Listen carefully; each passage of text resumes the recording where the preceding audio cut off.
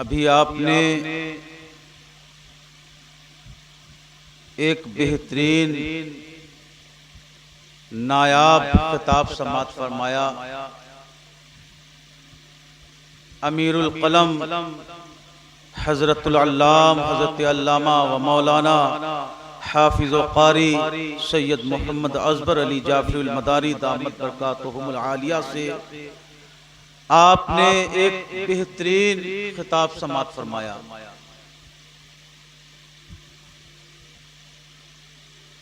اور جناب سید عبید الحسن صاحب سے آپ نے بہترین کلام سماعت فرمائے۔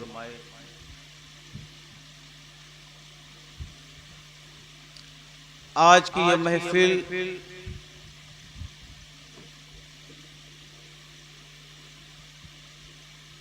جو سجائی گئی ہے زائر مدینہ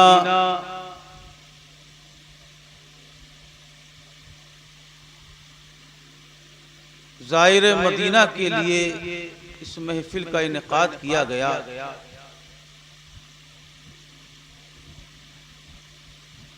آج کی محفل یہ پر رونق محفل، پر حسین محفل، جس میں آپ نے بہترین کلام سماعت فرمائے، نعت و مناقب اور مولا کائنات علی المرتضی کرم اللہ وجہ الکریم کی شایان شان میں جو مناقب پڑھے گئے آپ نے سماعت فرمائے۔ اللہ تبارک و تعالیٰ سے دعا ہے اللہ پاک جناب ساجد حسین کے والد جو عمرے کے لیے اپنے گھر سے رواں و دواں ہے، اللہ پاک ان کے عمرے کو مقبول فرمائے اور ان کے اس سفر میں آسانیاں پیدا فرمائے۔ بہت خوش نصیب ہیں وہ جن کو اللہ پاک اپنے دیار میں بلاتا ہے اور ان کی قسمت پر رشک کرنا چاہیے۔ جو زائر مدینہ ہے،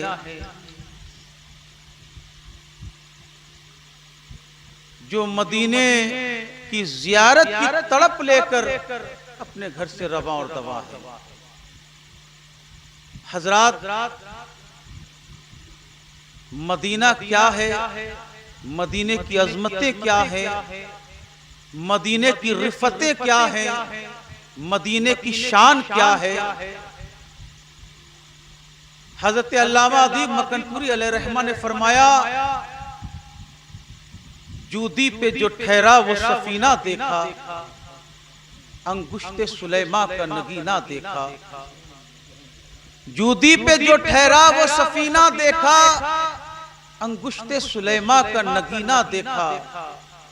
جنت کی ہوائیں ہوں یا کوثر کی فضا، سب دیکھ لیا جس نے مدینہ دیکھا، سب دیکھ لیا جس نے مدینہ دیکھا۔ ایک مقام پر حضرت علامہ ادیب مکن پوری نے اپنا خراج عقیدت اس طرح سے پیش کیا، ہم ہیں یہ لو لگائے دیار حضور میں، آئے تو موت آئے دیار حضور میں، اور مالک اگر بلائے دیار حضور میں، سر کو قدم بنائے دیار حضور میں۔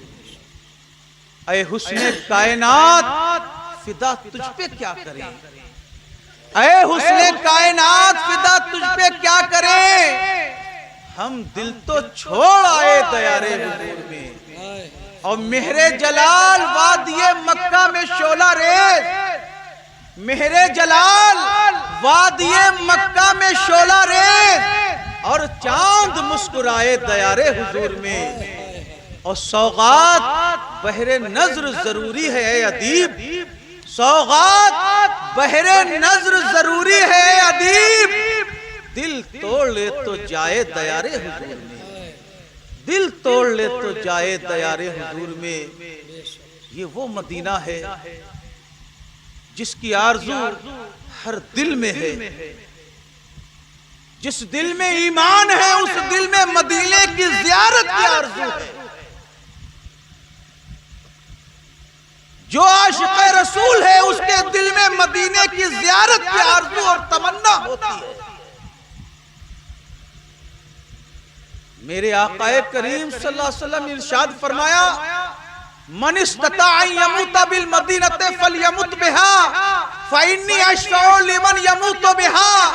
جو مدینے میں مرنے کی استطاعت رکھتا ہے وہ مدینے میں مرے، جو مدینے میں مرا میں اس کی شفاعت کروں گا۔ یہ تمنا حضرت فاروق اعظم رضی اللہ تعالیٰ عنہ نے کی، یہ تمنا حضرت صدیق اکبر کی تھی، یہ تمنا حضرت عثمان غنی کی تھی، یہ تمنا مولا کائنات کی تھی، یہ تمنا تمام اصحاب رسول کی تھی، تمام اہل بیت رسول کی تھی۔ مدینے میں مرنے کی آرزو ہر دل کرتا ہے۔ میرے آقا نے فرمایا، من زارنی متعمدا کان فی جواری یوم القیامہ ومن سکن المدینہ والصبرا علی بلائها کنت له شہیدا وشفیعا ومن مات فی احد الحرمین بعثہ اللہ یوم القیامت من الآمنین۔ سرکار فرماتے ہیں، جو من زارنی متعمدا، جو میری زیارت کے ارادے سے مدینے میں ٹھہرا، جو میری زیارت کے ارادے سے مدینے میں ٹھہرا اور مدینہ طیبہ کی اذیتوں پر اس نے صبر کیا، وہاں کی پریشانیوں پر صبر کیا، وہاں کی زحمتوں پر صبر کیا، سرکار فرماتے ہیں قیامت کے دن میں اس کی شفاعت کروں گا۔ اور جو حرمین میں سے یعنی مکہ المکرمہ اور مدینہ طیبہ میں سے کسی ایک مبارک اور مقدس مقام پر اگر وہ انتقال کر گیا تو سرکار فرماتے ہیں قیامت کے دن وہ امن والوں میں سے ہوگا، اس کو کسی طرح کا خوف نہیں ہوگا، کسی طرح کا رنج نہیں ہوگا، کسی طرح کا حزن و ملال نہیں ہوگا، وہ بے خوف ہوگا، بے حزن ہوگا۔ جو مدینہ طیبہ یا مکہ المکرمہ کی سرزمین پر انتقال کرے وہ خوش نصیب ہیں۔ جو عمرے کے لیے مدینہ طیبہ اور مکہ المکرمہ کی طرف جاتے ہیں یا حج بیت اللہ کے لیے اپنے وطن سے جاتے ہیں اور جانے کے بعد اس مقدس و مبارک سرزمین پر انتقال کر جاتے ہیں، وہاں کی مٹی میں مل جاتے ہیں، کیونکہ اللہ کے رسول نے فرمایا، غبار المدینہ شفاء من الجذام، تراب المدینہ شفاء من الجذام۔ مدینے کی مٹی میں شفا ہے، اور کون سی شفا ہے؟ اس مہلک مرض کے لیے شفا ہے، جذام جیسے مہلک مرض کے لیے شفا ہے۔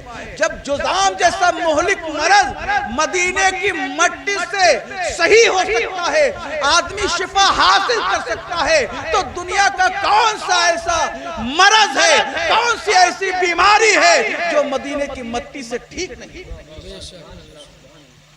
ہم دل کی سیاہی دور کرنا چاہے تو مدینے کی مٹی سے دور کر سکتے ہیں، ہم اپنی روح کو چمکانا چاہیں تو مدینے کی مٹی سے چمکا سکتے ہیں، ہم اپنے جسم کو چمکانا چاہیں تو مدینے کی مٹی سے چمکا سکتے ہیں، ہم اپنے مقدر کو سنوارنا چاہیں تو مدینے کی مٹی سے سنوار سکتے ہیں۔ نعرہ تکبیر، نعرہ تکبیر، نعرہ رسالت، نعرہ رسالت، نعرہ حیدری، نعرہ حیدری، دم مدار، دم مدار۔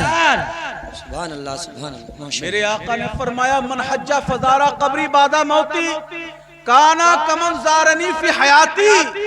جس نے حج بیت اللہ کیا اور حج بیت اللہ کرنے کے بعد میری قبر کی زیارت کی، میری قبر کی زیارت کی، من حجہ فزارہ قبری، میری قبر کی زیارت کی، کانا کمن زارنی فی حیاتی، گویا کہ اس نے مجھ سے میری حیات میں، میری زندگی میں، میری حیات طیبہ میں مجھ سے ملاقات کی۔ کتنی فضیلت ہے اس شخص کے لیے جس نے گنبد خضرا کی زیارت کی، کتنا نصیب والا ہے وہ شخص جس نے مدینے کی زیارت کی، مدینے کی گلیوں کی زیارت کی، مدینے کی مٹی کی زیارت کی، مدینے کی ہواؤں کی زیارت کی، مدینے کی فضاؤں کی زیارت کی، مدینے کے پہاڑوں کو دیکھا، مدینے کے میدانوں کو دیکھا، مدینے کے لالا زاروں کو دیکھا، مدینے کے کانٹوں کی زیارت کی۔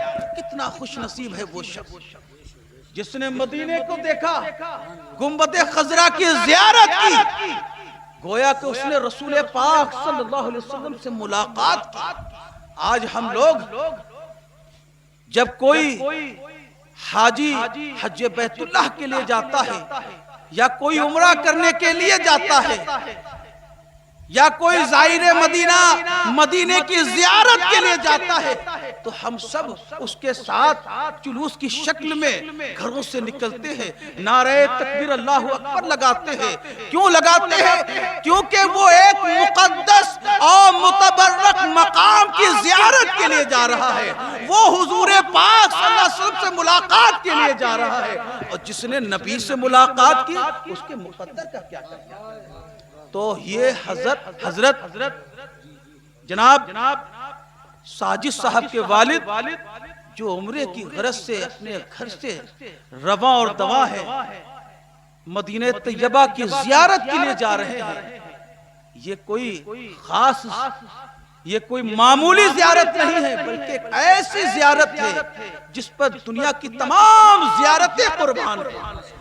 ہم کسی بھی دربار میں چلے جائیں، چاہے خواجہ کے دربار میں جائیں، چاہے غوث کے دربار میں چلے جائیں، چاہے مدار کے دربار میں جائیں، چاہے مخدوم اشرف کے دربار میں جائیں، چاہے وارث پاک کے دربار میں جائیں، لیکن یہ تمام دربار اعلیٰ ہیں، افضل ہیں، لیکن ان سب سے افضل جو دربار ہے وہ میرے آقا محمد رسول اللہ صلی اللہ علیہ وسلم کا دربار ہے۔ سبحان اللہ، نعرہ تکبیر، نعرہ رسالت، نعرہ رسالت، نعرہ حیدری، سبحان اللہ، سبحان اللہ۔ اللہ تبارک و تعالیٰ سے دعا ہے اللہ پاک جناب ساجد صاحب کے والد کی اس سفر میں آسانیاں پیدا فرمائے، اور ان کے اس عمرے کو اپنی بارگاہ میں مقبول فرمائے، اس کا نعم البدل عطا فرمائے، دنیا اور آخرت میں اس کی سربلندی اور سرفرازی عطا فرمائے۔ اللہ پاک ان پر رحم فرمائے، کرم فرمائے، ان کے اہل و عیال اہل خانہ پر کرم فرمائے، ہماری اس بستی پر رحم فرمائے۔ اللہ پاک اس بستی پر اپنی رحمتوں کی خاص بارش فرمائے، یہاں سے ہر سال حج بیت اللہ کے لیے لوگ رواں و دواں ہوں، یہاں سے زیارت مدینہ کے لیے لوگ جائیں، اللہ پاک یہ توفیق عطا فرمائے۔ وآخر دعوانا الحمدللہ رب العالمین۔